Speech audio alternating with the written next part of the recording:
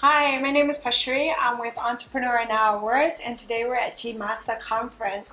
Right here, right now, I have with me Mr. Jakob, the CEO of Playlabs. Welcome. Thank you. Thanks for stopping by and chatting with us. I wanted to get some information from you. I wanted to know, how did you get into, gaming? So, full honesty, I actually never dreamed about coming into gaming. Gaming was something that came to me, if you can say it that way. Okay. I did another startup before called PageMoto that was custom Facebook pages. So I was on the tech side. But when that got acquired by some bigger American companies, I started investing into startups. And I knew of a great team that I worked with before because I worked at the office. So me together with my partner Thomas actually took over the entire team and started doing games. We started from day one with 15 guys, wanted to do mobile games, no idea how to do games, but we had a great team that could help us out. Okay, great. So what were the top 3 game ideas that you had when you first started? I can tell you about the first 3 games we did because we started out the studio, wanted to do outsourcing and then do our own games on the side as well. And the first game we had was a game called Trash the Teacher. It was a fun game to make. The technical side of it was horrible. It was our first game on mobile, so performance was off. I remember just putting it on the store, forgetting about it, and taking it down after some time because we were embarrassed. It was about throwing paper and stuff at your teacher. Oh, okay. But never really. Okay. The idea came up on a napkin on an airplane, I think. Because you threw some paper at each other. Exactly. Okay. Okay. Second, then we figured out that, okay, we need to do something that can get more users into the game. Freemium was the new big thing. So we figured out, why don't we take one of the good paid games and make it free? So we actually did that with a game called Lost Cubes. Problem was that it didn't really monetize the users. Like, we got great reviews, we got good users, and we burned $40,000 on marketing for one day to get up to the top chart. Dropped down completely after. It was a horrible investment, but we learned the hard way that it doesn't matter if you actually have a good game that people like. You also need to make sure that they can spend over and over again throughout time.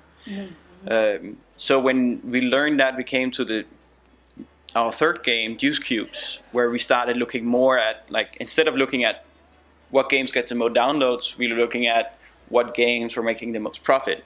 At that point, Candy Crush just came out. They had the new Saga model, and we were like, okay, this actually works. It works with our audience. We like to do something for the general market. Most of our players are actually 35-year-old plus female because they have the time, they have the money. Exactly. Like waiting for the kids. Yes. The best pairs we have a few that spend several $1,000s in the games. It's like soccer moms from a small state in US I don't even know. They spend a lot of time and money on our games.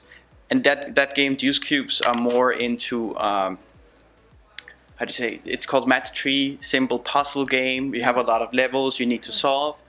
When we published that game, it just took completely off. So we scaled that year the office from around 15 guys to a little bit over 100 people that we are today, purely based on that game without any investment in or anything else. Oh, excellent. Congratulations. Thank you. So what is Playlabs doing for the entrepreneurs? So by the success of that game, we also figured out that we couldn't actually really hire people that many. There was not tech specialists enough. And we figured out that training, education was a very important part for us. So when we moved into the new office, we actually only needed 500 square meters, which was like half a floor. But we decided to take the entire floor so we could have an event space as well. Because we had a lot, like on Facebook and Google are in town, they come in, they want to connect with the local community. And we wanted to have a space where we could facilitate that for the community, but also for our own developers, artists that wanted to explain to each other how they do and train each other. So, say one of our contributions to the startups around here is basically we provide that space for free, and we sponsor a lot of the events that are there, just to both educate our own developers and people, but also educate the region and keeping it together a little bit. Okay, great. So, what's the future of Playlabs? Could you share with us some upcoming that we could anticipate from you guys? Yeah. We just last year got $5 million in from Monks Hill. And that money will be spent more to expand in Southeast Asia. So most of our money before we made on Western markets, US being a big one. We accidentally grew to become one of the biggest mobile developers in Southeast Asia. And after getting asked plenty of times if we could help people go into Southeast Asia, we decided to actually look at the market, figure out what can we do here in Southeast Asia and how can we expand. So next 2 years, it will take some time for the market to fully be there, but within the next 2 years, we will do more strategic investments into user acquisition in the market, maybe more acquisition of studios. We also do some partnerships around here. We acquired Anino Games in Philippines and will slowly move into the region to take over because there is not that much competition on the market and it's booming. Okay.